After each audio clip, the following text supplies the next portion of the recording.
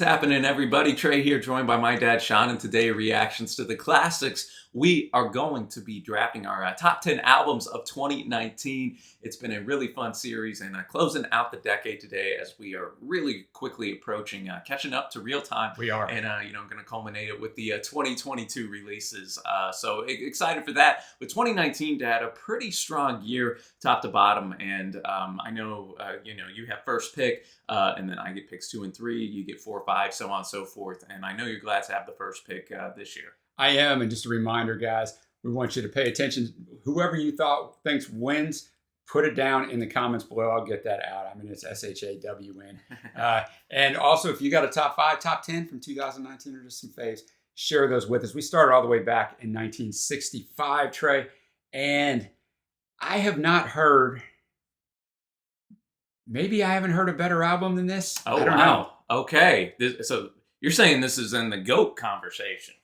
It's up there. Well, here's the thing. Okay, I like it. I'm a very tough grader, as you know. Probably too tough, but then once you're tough grading, guys, you kind of just got to keep it there, right? And this is only the 5th Perfect 10 album I've ever done. I love it. We got Nick Cave and Ghosteen, his 17th studio album. It's a double album written in the aftermath of his son's tragic death, Arthur, in 2015. His lyrics continue going away from the narrative-based, explores themes of loss, death, and existentialism, as well as empathy, faith, and optimism. I mean, optimism, I would say, is pretty much only the last song. But like Skeleton Tree, the previous album that he came out with, which topped my list in 2016, features extensive use of synths, loops, and ambient elements. And the ambient elements would really put you in that mood. Particularly the minimal use of drums and percussion, only used on a couple songs. Widespread critical acclaim, received perfect scores, highest rated album of 2019 on Metacritic, as well as the second highest rated album of the 2010s. Metacritic just takes all the critics' scores and they put them in a score, so like up to 10. Aggregated, and you got to have at least 15 reviews before they'll do that. And this is the 6th highest rated album of all time on Metacritic. Now, here's the thing, right? You're not going to listen to this album and go, man, I can't wait to spin these songs again. It's not catchy. You got to have headphones on. I highly advise it at least. You don't have to. I'm not ordering you. And it's a tough listen. You need to read the lyrics while you're listening to it. Cave's songwriting is unbelievable. It's a difficult listen, but a wonderful listen. So I don't ever go on about albums like this, but and you might listen to it and go, Sean, I don't know what you're talking about. And I get that as well. But Cave, Ghosteen, let's go. Yeah, I'm glad you had it there. I mean, it definitely would have been on my list as well. And but just so emotive, of course. But and the imagery on this record is really impressive as well that Cave's able to bring. And like you said, Dad, the arrangements that have that ambient sense. And there are a couple times where there's a minute or two where it really just sets that atmosphere right. It does, yeah. And just the way he's able to explore and really wrestle with that grief for him, for his wife, and even looking, to his son that passed away. It's an incredible listen. Yeah, and I would definitely advise you listen to Skeleton Tree first. I think it helps with the journey the previous album to go into. So Trey, you got something a little different than I had at number 1. Yeah, we're going to a guy who's appeared on my list at least a couple times before. Yeah. This is his peak, in my opinion. We have Tyler, the Creator, Igor, his 5th record, his first number 1. That's with all of Tyler's work. All this produced entirely by him as well. And for me, man, this really showcases again that maturation as an artist that Tyler had. Really deals with themes of love and heartbreak. It's a bit of a concept album in a sense, as it follows a narrative of a love triangle where Tyler's in love with a man who is also dating a woman who's kind of pulling him away from Tyler.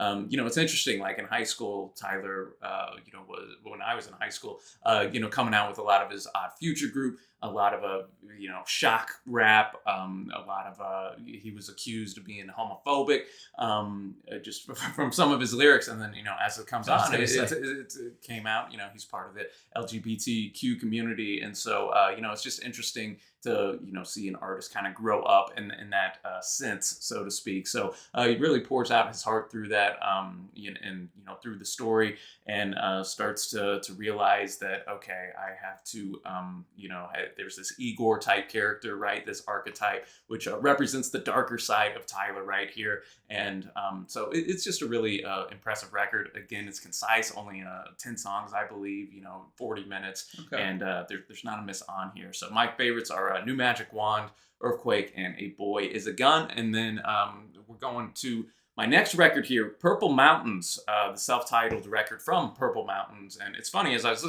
listening to this, I know you spoke highly of it. Yeah, I was just going to say, I suggested this one to you, then you stole it from me, big boy. And as I was hearing it, I was like, you know what, this sounds like David Berman of Silver Juice, who are a really impressive group from back in the day. Well, you got me there, because I never heard of him. So Trey's got I looked, and I was like, oh yes, it is David Berman, who unfortunately committed suicide 4 weeks after this record was released. And the themes here are inspired by some of obviously his mental health issues that he had his entire life, as well as the death of his mother, his retirement from music. I believe this was his first release in a decade. He was looking to tour as well with Bill Callahan. Okay. So that would have been quite the tour.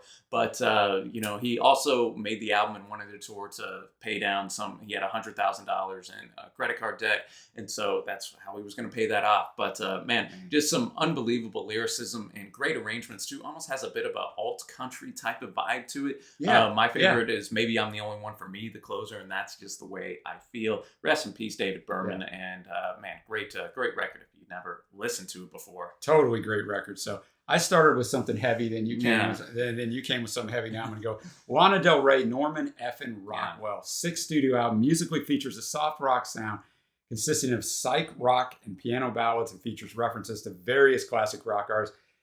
I've gone through Lana's whole catalog, and her albums have some familiarity, but definitely changes in style. Widespread critical acclaim, which is not always the case for her albums. Nominated for Album of the Year at the Grammys. It was listed by several publications as one of the best albums of the decade. 87 on Metacritic. NME 5 out of 5. Pitchfork 9.4. Favorite to California. And Mariner's Apartment Complex, but a very solid album. What do you think of this one? Yeah, this is definitely Lana's best, and in my opinion, it's likely would have been on my list if you didn't nab it right here. Next up, I love this album, man. I loved it a few years ago. I listened to it again. I love it. We got Dave, Psychodrama, his debut. A concept album, Trey, follows a narrative of a therapy session, primarily detailing the impact of Dave's elder brother's prison convictions, along with Dave's own struggles he's very transparent about with mental health, strained relationships, and the tough social conditions that confront poor Black youth. Debuted at #1 in the UK, widespread critical acclaim, 90 on Metacritic, won the 2019 Mercury Prize and Album of the Year at the Brit Awards. Faves are Psycho, Black and Leslie, and Black and Leslie actually have song reactions up of, and Leslie in particular is just a powerful, powerful song. I haven't asked you, what did you think of this album? Well, I haven't listened to it. Okay. I didn't know. I thought you were going to listen. I kind of just forgot to put it on the list. But man, the UK rap scene between nice Dave, segue. Stormies, and then Little Simz, who is my third pick right here with her third album, Gray Area. Only 35 minutes right here, but Simz doesn't waste any time on this LP. She is an excellent storyteller and MC, but that's coupled with beats that are quite smooth and creative at the same time. My favorites are 101 FM and Offense, and she very well might be appearing later on in the years in the list as well in 2021. But and then I'm going to FKA Twigs, Magdalene, the second record from them, produced by FKA Twigs predominantly right here. And I was a big fan of LP1 back in 2014. Yeah, you were. And I prefer that record to this one, but this one I would see how someone would think it's like a better record, because this really showcases again that growth as an artist and just that creativity here, showcasing kind of some dance music, soul, R&B, pop, inspired by her breakup with Robert Pattinson, which Batman, who knew, man. And so of course you're gonna have a lot of lyrics and themes that touch on kind of heartbreak relationships. Sure. My favorite are Sad Day and Thousand Eyes. Well, I mean, Trey, he is Batman. Yeah. So, All right, my fourth pick, Billie Eilish, When We All Fall Asleep, Where We Go.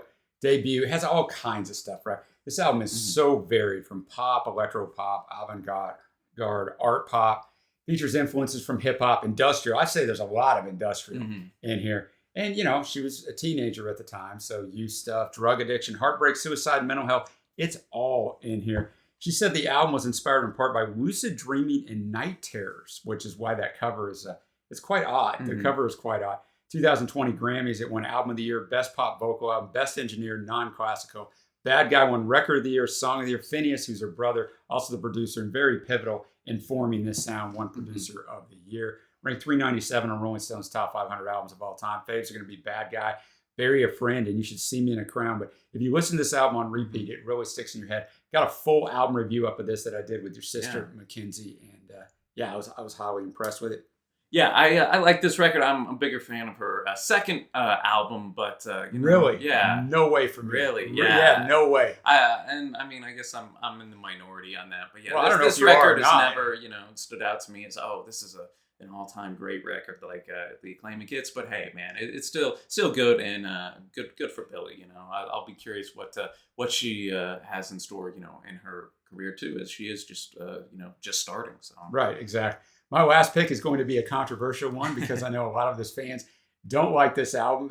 Kanye, we got Jesus is King, his 9th studio album, one top Christian and top gospel album, which at the 2020 Billboard Music Awards, and best contemporary Christian music album at the Grammys. So you probably wouldn't have ever thought that Kanye was going to win best contemporary Christian music album. It's his record-tying 9th consecutive studio album to debut, atop the U.S. Billboard 200. My faves are On God, Water, Use This Gospel. I think it's only 27 minutes. And I'll tell you this, it is by far, I mean, not even close, by far the lowest rated album on Metacritic you ever had. This thing's a 53. And I know, I asked you about it. You said it was your least favorite of his albums, but it hits for me. So yeah. It's not a bad record by any means. I would have this and Yay, that was released in 2018, just at the bottom due to just their length and compared to everything else in his catalog. I get that. But no, there's still some strong tracks on there, even if there are some some throwaways. But yeah, there are. But with that said, my last pick is going to be Michael Kiwanuka with his Kiwanuka record, third one. A lot of UK stuff on There's our list a lot right of UK here, stuff. as this won the Mercury Prize for its year.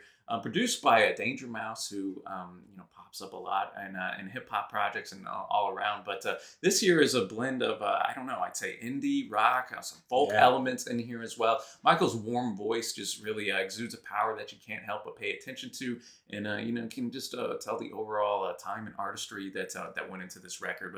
You Ain't the Problem and Another Human Being are going to be my favorites right here. Yeah, I really like that album as well. Got several honorable mentions. Got the Twilight Sad, It Won't Be Like This All the Time. Springsteen barely sneaking in on an honorable mention for me for Western Stars. Carly Rae Jepsen, Let's go. Dedicated. And then it's either Pup or PUP. They've already been on a list and they might be on another one, but morbid stuff. Sharon Van Etten, Remind Me Tomorrow. Ariana Grande, Thank You Next. I think her best album and actually quite good. Angel Olsen, All Mirrors. Sam Fender, Hypersonic Missiles. And Taylor Swift, Lover, comes in here very critically all over the place. And Leonard Cohen, his last album, they were left over from his previous album, but his son, who put a lot into this album, said, don't think of these as leftovers or cast off.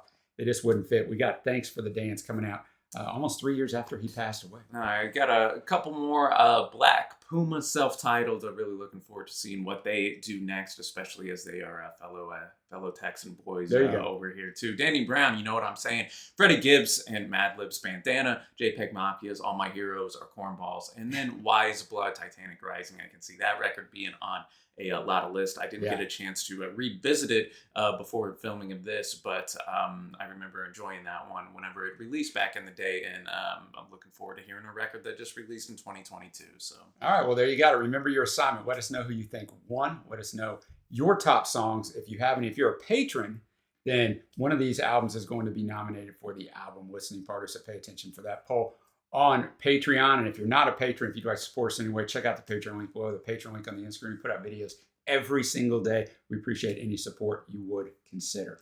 And until next time, y'all, thanks for watching. Happy listening, and we will see you.